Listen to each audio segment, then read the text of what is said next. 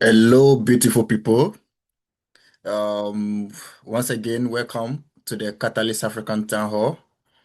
This is the platform that we discuss everything blockchain and Cardano as our backbone or as one of our sponsors.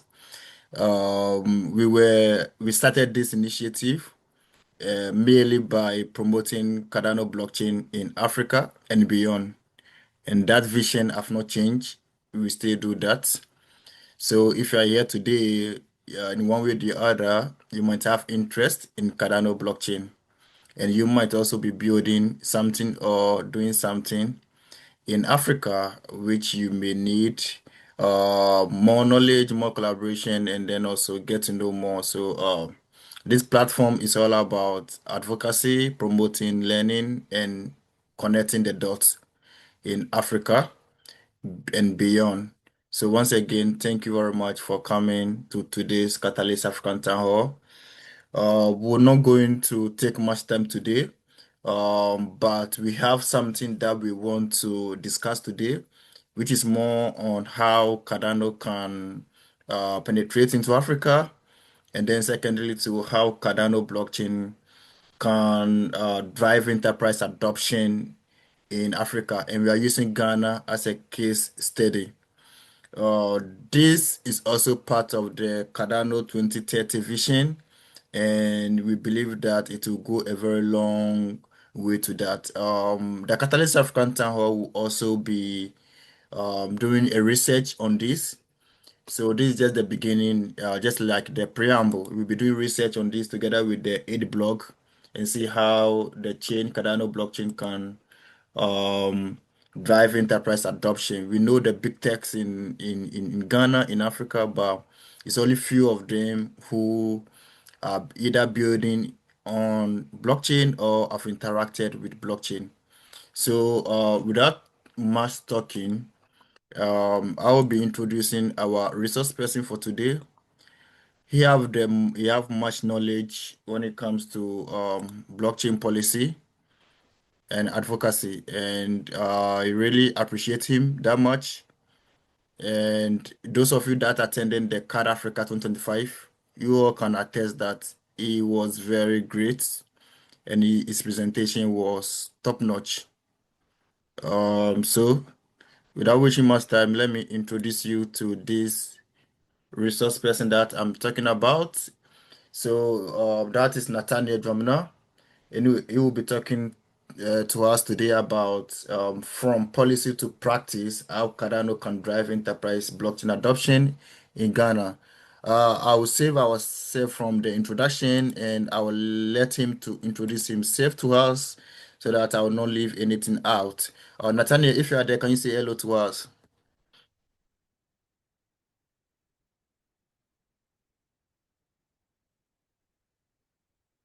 Good evening, Daniel. I can hear you, and hello to your audience. I hope I'm audible enough. Yes, Nathaniel, you are audible enough. And once again, let me thank you for the brilliant presentation that you did for us at the CAD Africa 2025. And because of that, the community, the Africa community, requested for us to bring you back again to tell us about how we can move from policy to become more practical when it comes to Cardano driving enterprise adoption in Ghana. But before you start with your presentation, Nathaniel, tell us a bit about yourself. Who's Nathaniel and how did you get into Cardano blockchain? Okay, thank you very much. As you have mentioned, the name already, Nathaniel Dramina is my name. And for those of you who are meeting me for the very first, I am the president, or let me say, I'm the CEO of the African Institute for DeFi and Blockchain. I also double as the president for the Afro Institute, and I do follow research and blockchain policy research. And the focus of this is to make sure that we get favorable blockchain legislation that will govern the industry and the way we do things. So we do much on civic engagement and also blockchain advocacy and engage other stakeholders within the policy framework sector. to make sure that if laws are going to be made to govern the blockchain industry, it should, of course, be those ones that are going to be very favorable to the work that we do in the blockchain industry.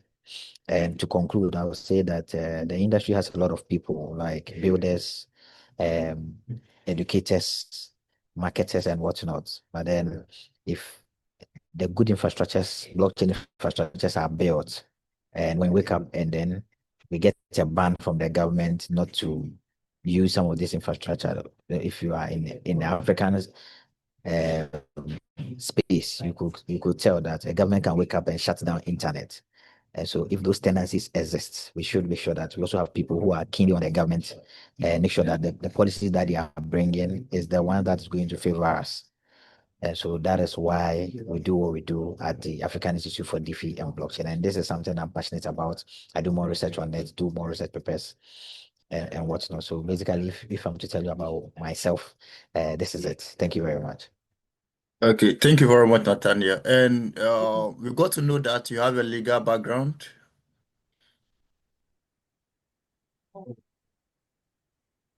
Yes, yes, of course, I have a legal background. I specialize in economics, law, and then geography. But Okay, thank you very much, Nathaniel. We really appreciate you anytime we specialization, bring you it to is to our shape event. the work that we do, free Okay. market economics. And so I believe that individuals have the right and aspiration. Hello, my head. Yes, we can hear you, Nathaniel. Can you hear me? Yes, we can hear you. Okay, so I'm saying that you mentioned that I have a law background, and I said yes. I'm also a student at the Ghana School of Law as well. And with everything that I do, the focus is to empower individuals. And being a free marketer myself, I like the fact that I see individuals working on their general pursuit of happiness. And so blockchain is a platform that gives that. It's a platform that protects individual rights. If you look at people who do demonstration against the government and the government try to block their finances, they realize that they are able to use their blockchain cryptocurrencies, Cardano, to safeguard their resources so that the government doesn't get a hold of it. So this is a tool that helps us to uh, self-actualization as individuals. And so, uh, because of this, I really like the fundamentals of blockchain, and it allows for human freedom, greatest human freedom ever. And so, it's something that I really like, and I aspire to helping to shape the narrative and make it the best for all of us in the industry. Wow, Nathaniel, your introduction alone is like a master class already. And we can't wait to hear what you have for us on your presentation, your main presentation. And without wasting much time, let me give you the platform. Take it, tell us what you think, how Cardano can drive enterprise blockchain adoption in Ghana and maybe beyond. Thank you. Over to you, Nathaniel. You're the captain now. Okay, thank you very much, Daniel.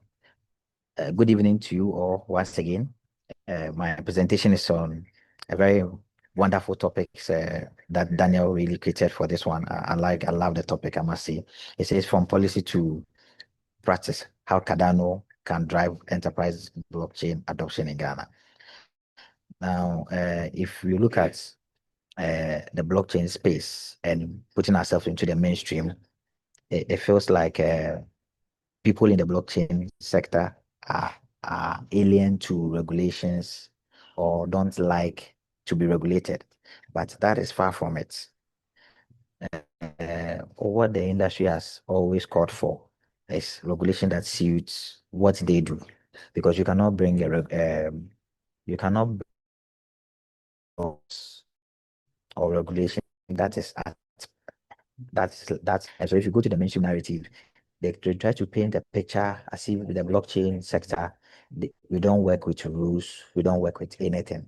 But if you look at our code, if you take the blockchain sector, the coding to the end product that we deliver, you could tell that they have basic fundamental rules The first one, we say you have to own your own crypto assets. And so whatever blockchain initiative that you are bringing, if it doesn't allow people to own their own cryptocurrency, we don't see that that is blockchain. If you are building something for us, we demand that it must be open source. You understand? So that we know that whatever you are doing, you are very transparent. You are security wise, you are protected in terms of security wise, and also you are open to us. And that also tells us everything also boils down on the communities, it's accountability. So blockchain really hold the ethos of uh, society. And so the narrative that the mainstream media try to put it as if uh, blockchain space is like a lawless system, and for that matter, it's like a group of people that are doing things haphazardly and they don't know what they are about. It's quite wrong. And so I want us to take it from them. We have to take control of the narrative and let let make people understand that the blockchain center is full of empowered people that want to do things in a decentralized manner, and not a system where you have a center where when the center shuts down, then it affects everybody. And so that is what we are up against. And so we work on regulations, like I tell people from this slide that you see on your screen, you realize that in Africa, for instance, we had the likes of Professor Aite that has mentioned Africa is not alien to regulation. We have always welcomed regulations in our markets controlled by the political authorities. However, the markets regulation in a typical African society or in a typical African economy is aimed to preserve law and order. It's aimed to preserve law and order, market tools, and use standard weights and measurement, and also the supervision of slaughtered cattle. Now, what do I mean by saying all this? In the regulation that we welcome in the blockchain industry, it's typical to what the traditional African society has always stood on, which is getting a law and order in a blockchain system. And like we mentioned, even though we operate in a decentralized manner, we have ourselves a law and order in our, in our settings. And so once we say something is a blockchain project, we have certain fundamentals that we look out for. And once those fundamentals are there, then every community will agree with you that whatever you are doing, it's just a blockchain project and people can join with you. Let's assume that is being called by one central node, and that central node is run by a central loan. That feature alone tells us that that matter you don't fall within the ethos of the blockchain space. I- I'm not it. Now let's move on to our next slide. Now, next slide, please.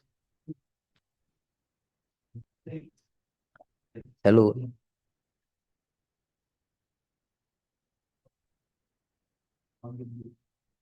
Okay. So Danny, Yeah, I think it's loading at your Daniel, end. can you hear me? Okay. So I was yeah, I was getting some delays here. Okay, so like I mentioned, the blockchain space is akin to whatever we have in the African society. So I don't want a situation where people will think that blockchain is alien to African society. No, it is not. Look at the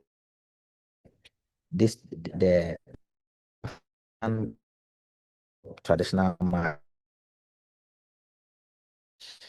We have a situation where we have a situation where with OCs, their features, they don't have that on the market. You can technically sell any, and it is good for human safety. Okay, so I think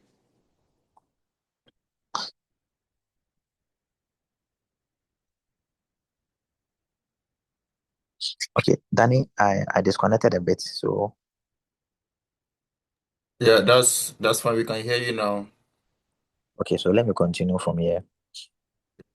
So, so what I'm saying is that in the MOSIs, they they don't they don't limit they don't limit the kind of goods that come to their market.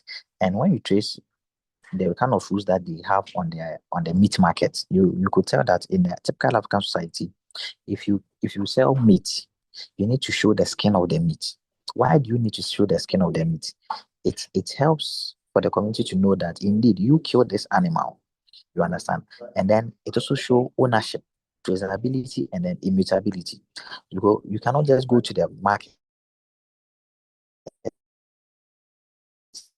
and meat that has been eaten by and then you just bring it to the market, come and sell. Certainly, you didn't kill that, so it may not be fresh. And these animals, they can.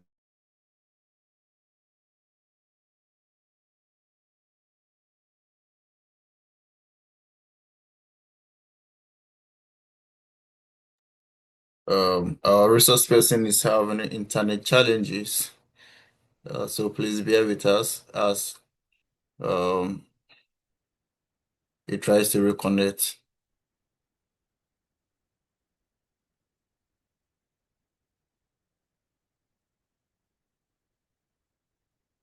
Once you have the skin of the animal, it shows that you own the animal. You understand? And then these features are also features on the blockchain. And every blockchain system regards this ethos.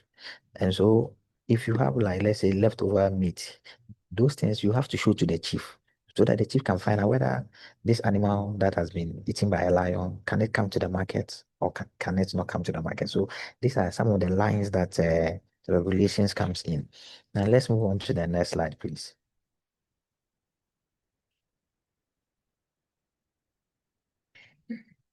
Next slide, please.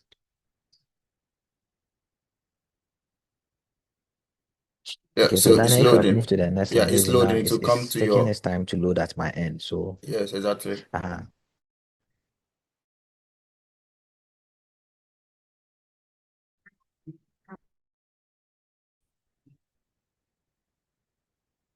great. So uh, uh, what, what we do at sure that we control and make policy makers understand what our industry is,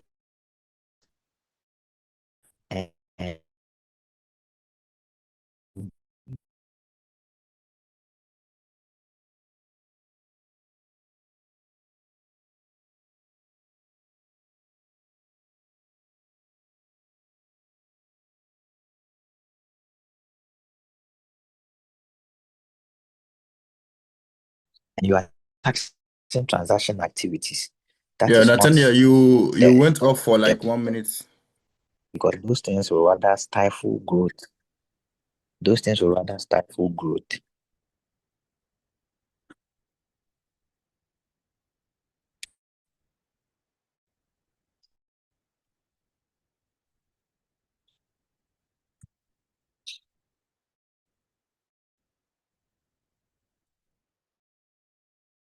Better.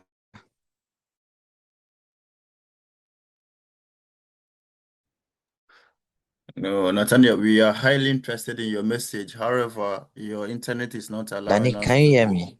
Yeah, we can hear you now. Now you are better and very laudable. If you can position yourself and maintain that hunger, please. Okay. Hello, can you hear me? Yeah, we can hear you now. Yeah. Hello, can you hear me?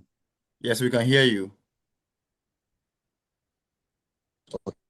Okay, so what I'm saying is that in the past we've worked on other initiative, which is the case of e-levy in Ghana that we for tax that was on the electronic transaction. So we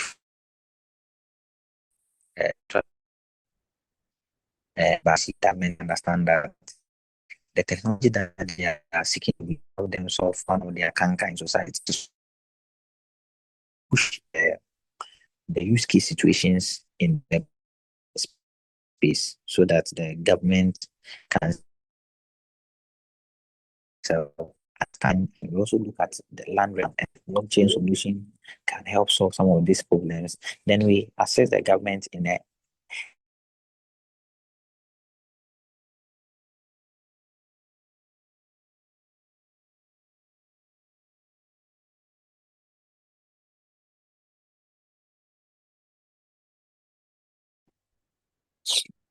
okay. So Danny, I think I'm back.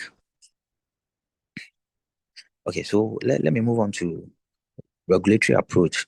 And so when it comes to technology in Africa, all the time our government want to tax it before uh, thinking of what will help sustain the technology. And so with this, we need to, like I mentioned, own the narrative and let the government know that we can deliver a greater value. And so they shouldn't just come into the space with the mindset of coming to tax, finding ways to tax the technology. How can we tax? Because that's the kind of a narrative when it comes to government and blockchain and cryptocurrencies and the rest. So they're always looking at ways they can tax. So we need to also shift the government from tax-based regulation to sustainable or sustaining innovations in the blockchain industry. And then in the time past, we've had the rise of CBDCs in Africa that has its own fair share of failure. And so we should make the government understand that this technology is here to empower people, and this is different from the narrative that they are giving to the technology.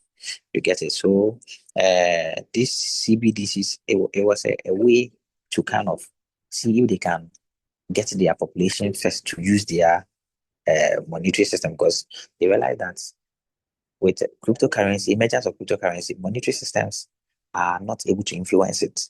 So it also affects the government, because any government want to come into something, they want to have what we call proof, which will meet them, they can feel really empowered. And so these CBDCs came into the scene. We have the ECD, the e-Naira. All of them also failed. You understand? So the goal, once again, boils down on the goal of those projects. Okay, so that is why most of them it didn't succeed. And even in Ghana, for instance, we couldn't launch ours in the first place. Okay, so now let's move on to my next slide, please. So now that we have all this, there have been emergence of what we call regulations. Like every government is trying to do laws to govern this space. Now, if you go to South Africa, they've published a comprehensive regulatory framework this year, and they call it a crypto asset service provider, which is focusing on value externalization and reparatory through crypto assets. So here, it is also another tax-based approach. Then in Kenya, they've also introduced a bill that is looking to establish a dual license regime for crypto exchanges and wallets as well. And they are emphasizing on money laundering and also know your customer standard. And so here too, we need to make the government understand that crypto just started somewhere in 2009 when the mother of all cryptocurrencies was launched. However, money has been with us since the emergence of civilization. But if you want to find out the kind of money that has been used to commit a lot of crimes, it's the fiat currency that we use. But anytime blockchain comes into the floor, everybody wants to go like they're going to use it to do money laundering. They always go to the negative, which blockchain is even more traceable in terms of transaction compared to fiat money. Because if some people kidnap someone, and let me say you kidnap people and you take the money cash, how are they going to trace these people who have kidnapped this as a person and taking their ransom by cash? By assuming you, as a kidnapper, you receive your money via cryptocurrency, we can trace that transaction and see how you are even spending the money and even trace it to arrest you. And in some jurisdiction, they are even serving what we call court summons using blockchain addresses to self-cause sermons. So there are a lot of things that we can have, and we should make sure that the people who are making the laws understand the industry, because from where we sit, there is disparity. They don't understand the industry and they are seeking to regulate it. Then we have also in Nigeria, which has the biggest crypto market. So in Nigeria too, the Security and Exchange Commission has also proposed a stringent guidelines mandating KYC for all virtual assets. And these rules are aimed to enhance compliance and oversight, particularly for cross-border transactions amid a surge in on-chain transactions. Then in Ghana too, the Bank of Ghana has also issued notice requiring virtual asset service providers to register and also comply with licensing like KYC and also money laundering standards. And then also the same thing, aligning with border regulation and tightening to formalize crypto operations. Now, in all this, you see a particular trend in sub-Saharan Africa. You see that there's almost about $205 billion on-chain transaction alone, just from July 2024 to June 2025. And this is a 52% increment year over year, with stablecoin comprising of 43% of transaction volume, driven by platforms like Ghana Yellow, Binance, and for what remittances. Because and then if you look at this transaction, a lot of remittances come to the African continent, but these remittances, the very people is supposed to help. Their own government has a lot of tax regimes that are taking majority of it from the people. For instance, in Ghana, currently, if you are receiving dollars from any part of the world in Ghana, you are going to pay 7% of the transaction as tax if you want to receive the money in dollars. So if someone send you $2,000, you are going to pay 7% of that $2,000 to the government. And that is quite huge, which blockchain platforms are also helping people to send money across from Ghana to Azerbaijan, long distances, and the charges is relatively insignificant. So with all this, these are things that can also help boost if you look at the African Continental Free Trade Agreement, they also have what we call the Digital Trade Protocol, and also they have regional discussions at events like the SEMA Africa 2020, which highlight on standard policy to address fragmented regulation approach across nations. And this is very, very key. If they have a digital trade protocol, and this digital trade protocol, I remember I found myself speaking to a group of South Africans on this particular issue, and I was like, they can have what we call they can use smart contracts to do this kind of trade, international trade, because in international trade, trust is very, very important. And so whatever you want to do, you need to get a bank that will hold, so the buyer will get a bank and pay the money to the bank. Then the person who is selling will send the goods and attach the letters of credit and whatnot, so that once the buyer receives the goods, the bank effects the payment to the seller. So smart contract does this with ease and eliminates the bank from this transaction. You understand? But it is up to us to tell our story, for them to appreciate and see where the technology can meet them halfway, so that the numerous laws that they want to make to govern the technology, they are able to sync it and have what we call oneness in the regulation. You shouldn't, all the regulation that I was mentioning, so that all of them were focusing on KYC, money laundering, and whatnot. And then they also look at the same regulation, also focus on security and enforcement. So they have what we call the Operation Serengeti 2.0, which reported in September 2025. They claim it has helped to recover almost about $97 million from cyber crimes across Africa. But Some of these cyber crimes, they are also fiat money involved, but once it is cyber crime, they assume it is a crypto crime, which is far from that. You understand? So we should distinguish ourselves very well, and then have our projection. So in ending, I think I'll end very soon in the next 5 minutes so that there can be time for questioning. So let's go to my next slide, please.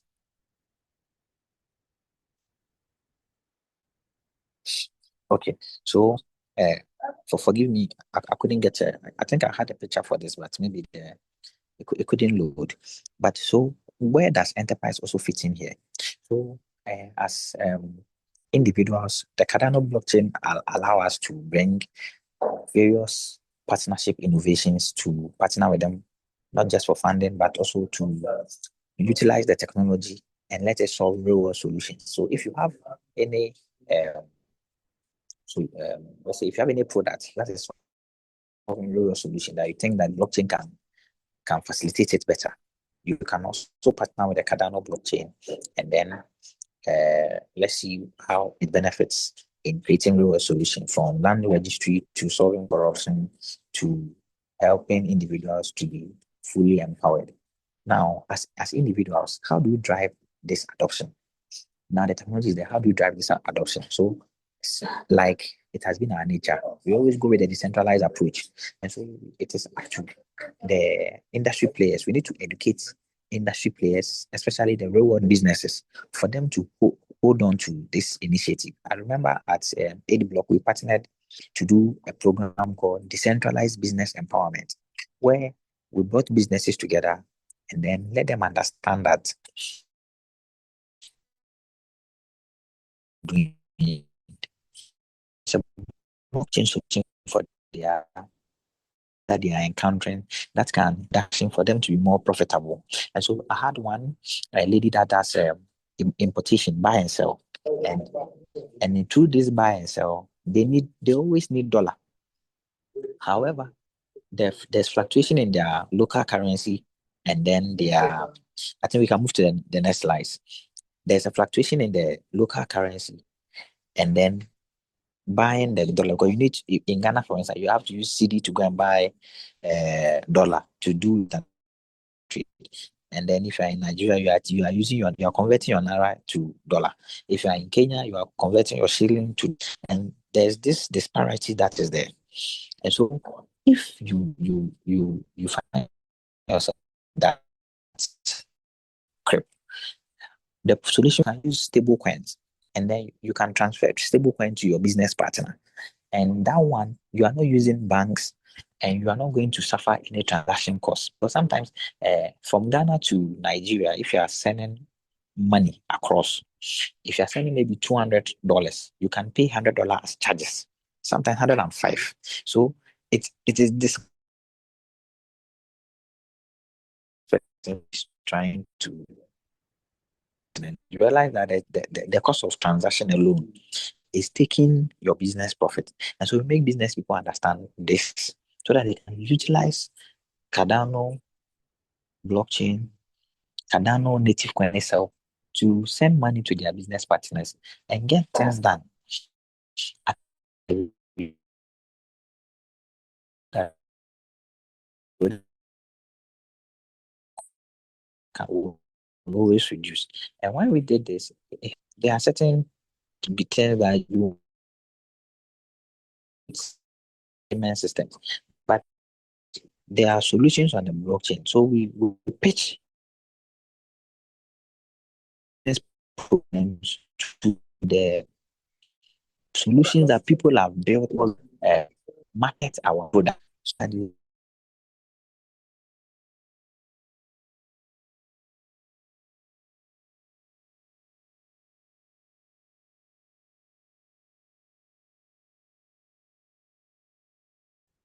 Okay, so I think I'm back. Uh, uh, my last thing that I'm saying is that I'm mentioning the education bit, and the last part is the marketing. We need to market our product there, and that is open. So once we've been able to go through the building stage, and build this product, it's very important that we showcase it, we market it, and sometimes you can have to do grassroots campaign to get the business directly to interact with this project. You need people to go down there to do this kind of engagement and drive these adoptions, like physical adoption for the business people or people who are building products to utilize.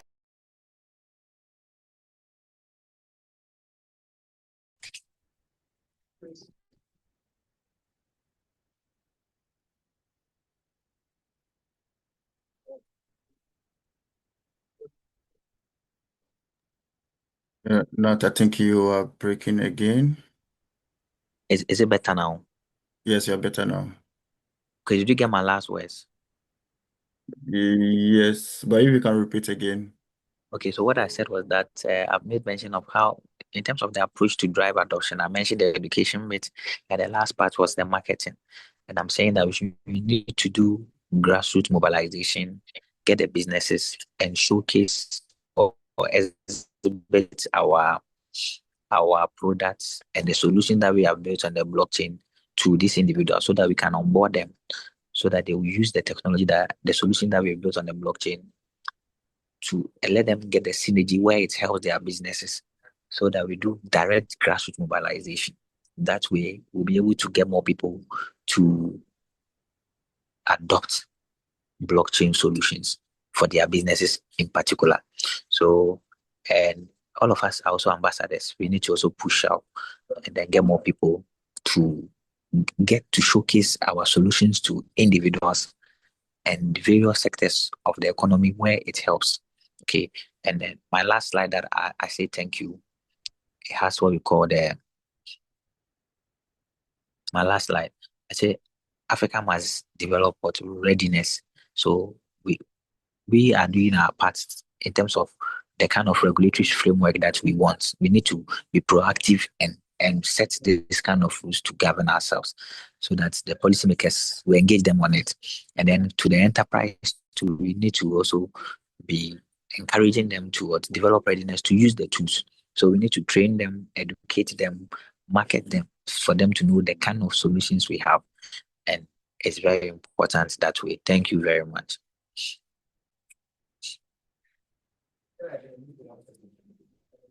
Hey, Nathaniel, So thank you. Adejancha, Thank you very much for your great I'm ready presentation. for any question. Yes, we'll open the floor for question and answer.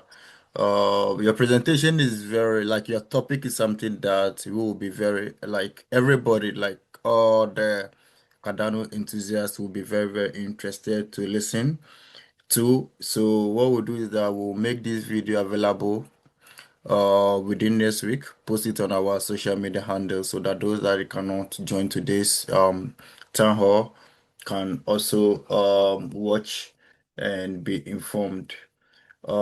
Quick questions. You might have addressed it already, but because your line was breaking in and out, we are not able to get it. Um, I don't know whether you mentioned how we can actually on board, right? How we can onboard these enterprises that we have, these big techs in Africa to Cardano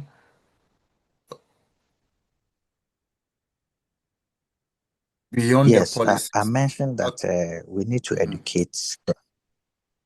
Yeah, I said that with the enterprises, we need to first of all educate them, for them mhm. to know the synergies in their businesses and the kind of solution that we have built for them. And I mentioned that we did something called a project called decentralized business empowerment, where we make business understand the problems that they are facing that is making the operational cost higher, and we pitch it against the solutions that we have in the blockchain that will make the operational cost less, and then they can be more profitable. So that is the education bit. And then we should also invest in the marketing, grassroots mobilization and onboarding, because we need to have direct engagement with businesses. Let them understand whatever they are doing,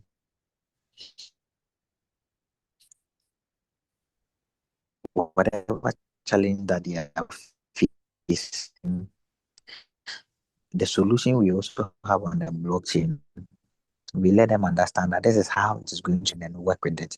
But it's like where of the kind of solution that we are giving to them, from payment gateways that will help reduce their costs. Like I mentioned that if you're sending money from, if you're doing bank transaction, you can pay, if you're sending $200, you can pay 105 as charges, which is huge. Any business that is working at this level will not last. And you don't even want to count on small businesses to expand. That's why they are always small and they remain like that.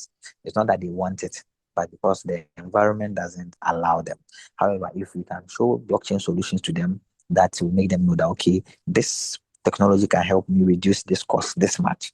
That way they have an incentive to sign up and then on board on these things, on the solution that we built for them. Thank you very much. Very much. We have Tom here, who also wants to ask you a question. But before Tom will ask the question, Tom, would you like to introduce yourself to those of us who don't know you? Tommy. Thank you, and Nathaniel, thank you for the presentation. Yeah, for those of you that don't know me, I'm a Cardano Catalyst OG. I'm also a Singularity Net ambassador. I do some work with Deep Funding, which is a seed funding organization offshoot of Singularity Net for AI related projects. But today, and I'm here as the COO of Just Keep Going Inc. If you haven't, or if you have seen um, some of the news releases that came out over the weekend, last weekend, and this week, Just Keep Going is partnering with Ghana's National Sports Authority, NSA, and we're partnering to bring blockchain and AI into Ghana's sports ecosystem as a test, and then hopefully some other African countries. Nathaniel, your remarks are timely. Some of the issues that are holding up the process is legislation in Ghana. Um, You'll notice I have a midnight hat on. For those of you that know about midnight, it's a layer off of Cardano, is my understanding, and it has some privacy features. Now, if you're a professional footballer in Ghana and you're getting paid in crypto, which is what we're going to eventually bring with the partnership, and it's going to be blockchain, do you necessarily want everybody to know what you're getting paid compared to one of your other footballers?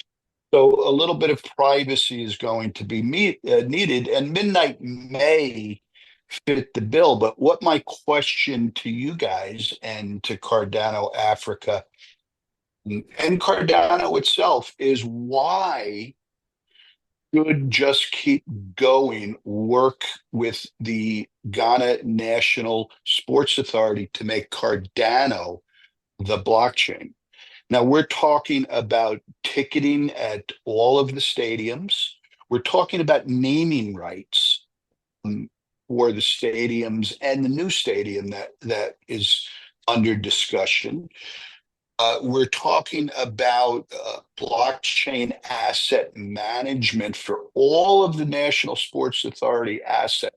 That includes buses and cars and buildings and stadiums. Why should Cardano be the blockchain that we choose?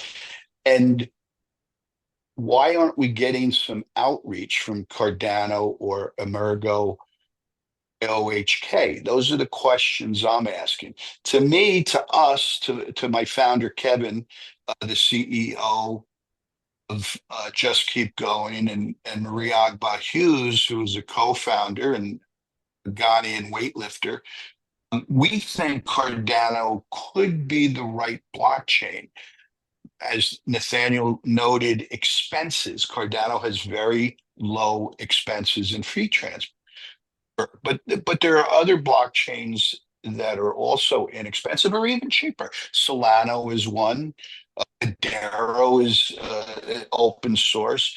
So the question for everybody here today is why to just keep going, promote Cardano as the blockchain for all of its needs and for the hundreds of thousands of athletes, spectators, never mind the thousands of athletes that we would onboard. Think about it, a ticketing system. In order to go to a cross stadium to see a football game, you would be buying tickets via a Cardano app. Think of all the onboarding that would be done. So why should we choose Cardano? Thank you very much.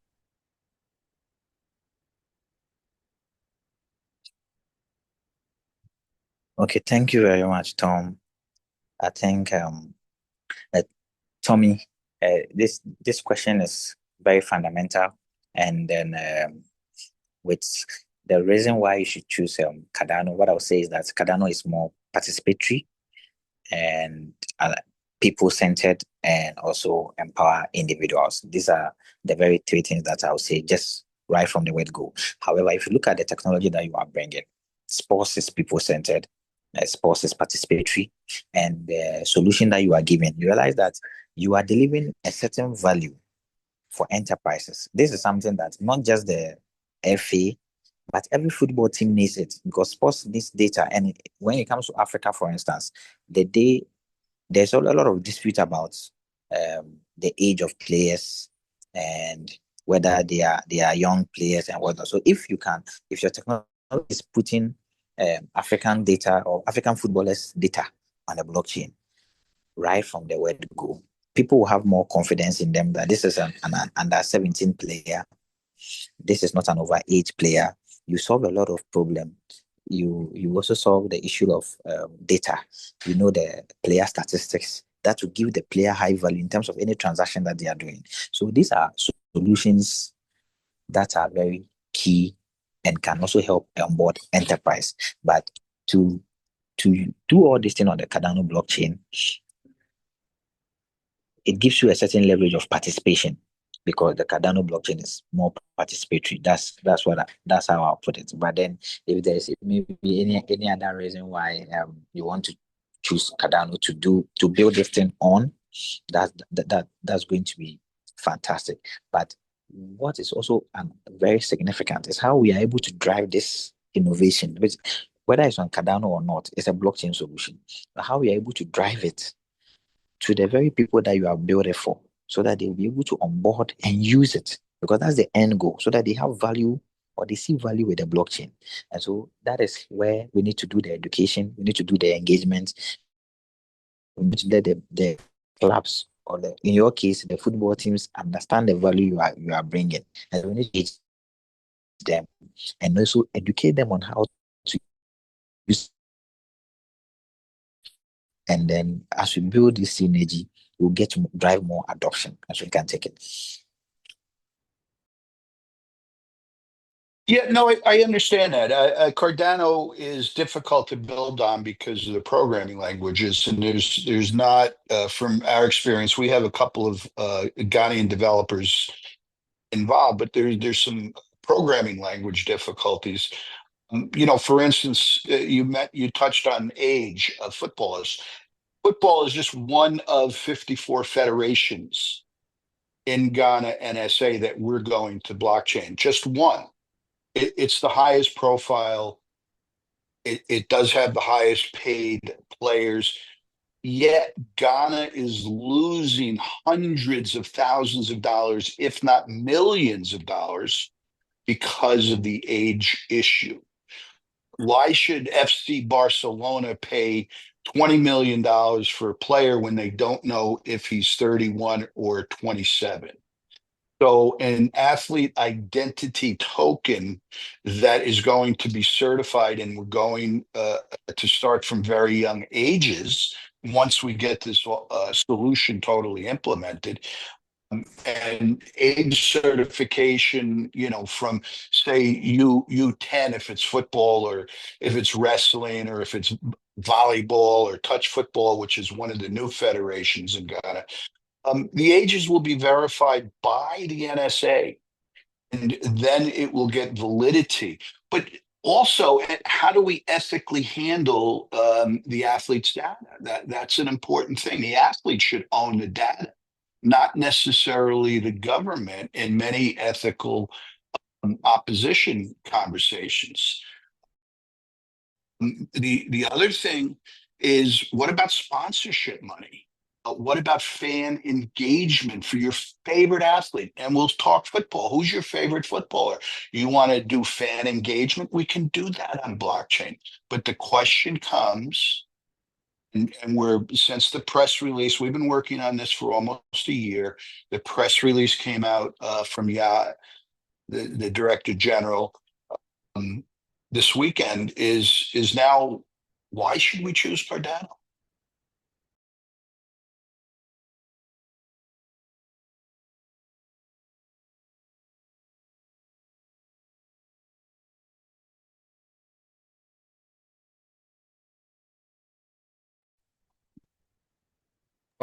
So I think Nathaniel, Okay, Tommy. I think okay, Nat, you're back. okay. So yeah, Yeah, but I I think wanted to say, Nat, I wanted to say, anyone else in the room, like Unified Cardano students, Edith, Richmond, Kashuba, all of you can contribute to what Tommy is saying. If you want to, you want to contribute, you have something you want to say, or and something you want to address, you can chip in. Thank you. okay. Yeah, So and before anybody else jumps in, excuse me, Nat, just for 1 second, before anybody jumps in, my email address is tom.f, just keep going Inc. JustKeepGoingInc.com. Tom F at just keep going okay, Tommy, Inc. you may want to write that in the chat for us as well. Yep. Uh, If you're interested in working on this project in Ghana with Just Keep Going and the NSA, please send me an email. Thank you. okay, that's great. So any other person with any contribution, or Danny, I can just take it up. Yes, Nat, you can take it. Yeah. Okay, so Tommy, I'll make mention of the technology bits.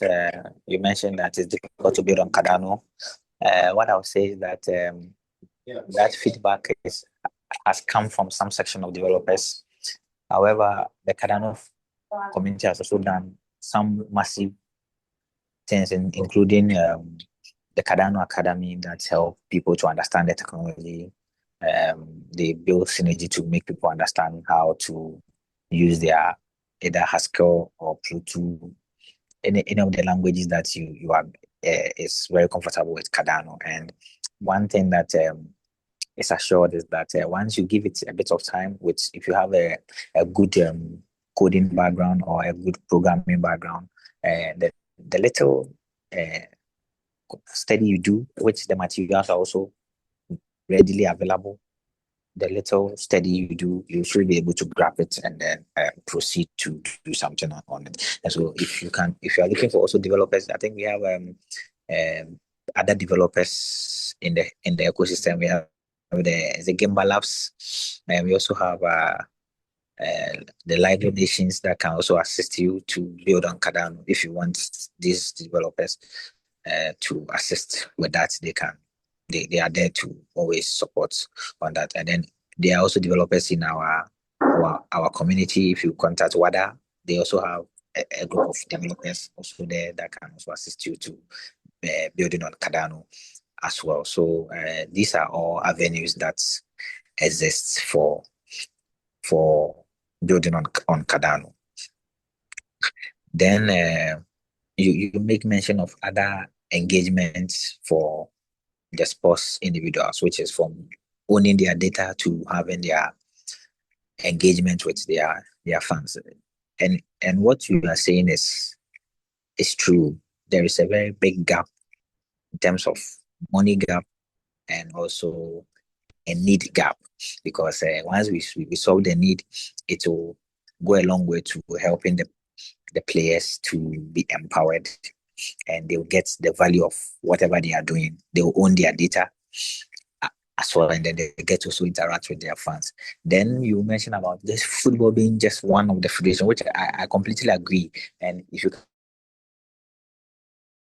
come to Africa, for instance, as if it's not, and that's South Africa that do other sports like cricket, baseball, and the rest. When it comes to the larger part of the continent, it's either football or maybe some few track and field events like running and triple jump and those stuffs. But the other federation of being developed, whatever the product you have is solving a need, like I mentioned, and to drive the adoption for people that the the the need or the people that the solution is solving their needs to wholly back embark on it and then get to use it. So that's where our conversation is also looking at where how we can drive some of these adoptions. And so on this episode of the Catalyst Town Hall, we have taken us through how we can get some of these things on grounds. So, like, even being in this forum is also part of the approaches. Now we are getting to know of your technology and how it's going to help. So we have people from DRC on this call. We have people in Nigeria and even other part of the African continent on this call that can also take, now that they have heard of this technology, now they know that something of this sort exists. And so, like I mentioned, education and also driving grassroots adoption. And so sometimes we also need to host forums that will engage these footballers. If you not even get them, you can also get their players, which is their agencies, their various federations, particularly in Ghana, we call them lesser sports because their participation is not so much popular as compared to football. So we need to have their federation, and all of them have a federation that are governing them. So we need to engage their federation. It's going to be one-on-one engagement. When it comes to the work we do as at 8 Block, we do the bit of the engagement. And so if we want to meet various federation, various stakeholders, particularly in Ghana, we can meet you on that halfway to get to engage them, let them know the value of this technology, and then drive grassroots adoption by making them know of it, and then connecting their needs to the synergies within the technology or the solution that we are building for them. And so these are some of the things that I think we can look at, and then we can drive adoption of the various technologies that including the one that Tommy has also mentioned. Thank you very much. Well, thank you, Nate. And that would be awesome. Yeah, I'm familiar with WADA, and I know Lido Nation, and I know Ubio. So we have some contacts with developers. We are trying to build a Ghanaian-based development team to handle this technology. I mean, it's huge. The build out is going to be huge. For instance, when I was at Accra National Stadium, I met the new president of rugby, and she said they have 10,000 participants, but they don't have a budget. They have no money. She's been buying balls for the team out of her own pocket. The former president of rugby was brought back from England to manage the pitches at the stadiums, so they could keep it match ready. They had a problem with water. They don't have a system to monitor the water. That's blockchainable. All of these little things need to be developed, and eventually we get down to youth sports where they can start helping kids get into tennis, beach volleyball, whatever it is, using blockchain, using funding, the transparency of funding. So all of this is going to be developed over the next couple of years, and we need help. I was on Cardano Africa. I pitched a little bit about the couple of proposals we had. We didn't get voted. It's fine. I was first funded in Fund 7 and Fund 8, so I understand the ins and outs of Catalyst. But right now, we need Nate, Nathaniel, we need some grassroots help and assistance from the Ghanaian developers and the greater Cardano Africa coalition here. So thank you very much for listening and answering the question. And we look forward to improving the entire sports system. Thank you.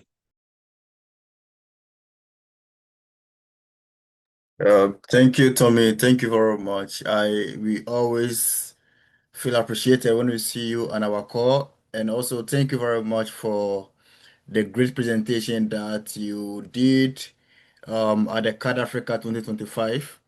We'll be looking forward to have you again, Tommy, at the CAD Africa 2026, which will be more bigger than the 2025 one that we had.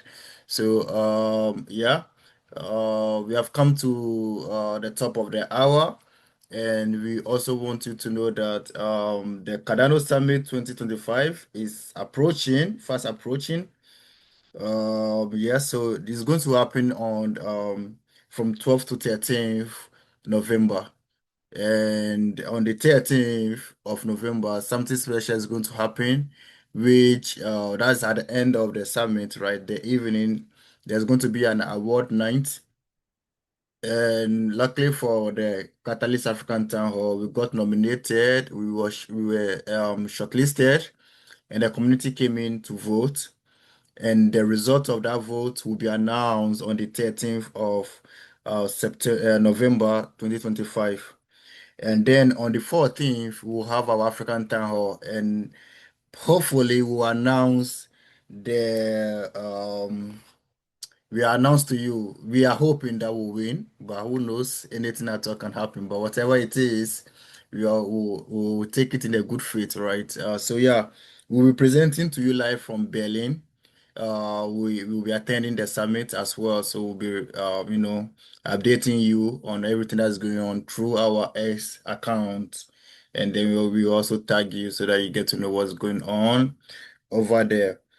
So yeah, that's it. That's the close up update that we have for you on the 14th November. We'll be reporting. We'll be having our African Town Hall reporting live from Berlin. So yeah, that's it. Yeah, we're happy to do this instead of us to move it to the third week in November. Like let's have the feel of it. So yeah, what other information do we have? Yeah, so the hackathon for the Africa Summit, right? The Africa Cardano Africa Tech Summit. Yeah, the hackathon registrations are still ongoing. If you are in our Telegram group, you see Richmond posting about it and how you can register and participate in it. If you're highly interested, I will advise you to do so and register and participate in it. So the main summit for Africa will happen in Kenya in February 2026, right? What is happening now is a pre-summit event that are going on. So um, whatever update you want, you can visit our Telegram page. You see all the things that we have posted there from the top to the current. So yeah, thank you very much. Thank you all for joining today's African Town Hall. It has been very fruitful. And Natania, thank you very much for your brilliant presentation and all the things you have said and how Cardano can actually establish partnership or establish connection with the enterprises and let them build on Cardano in Africa. This is an interesting topic, and we know that this video will go very far for the foundation to get to know about it. Yeah. So that's it. At this moment, we will stop recording, and if you want to stay on board and have any other discussions, that's fine. But yeah, that is it. So thank you very much for attending today's Catalyst African Town Hall. We really appreciate it. And yeah, good night, good evening, and have a lovely weekend. Bye bye. Bye bye, Danny. Thank you so much for your time as well. Yeah, you're welcome.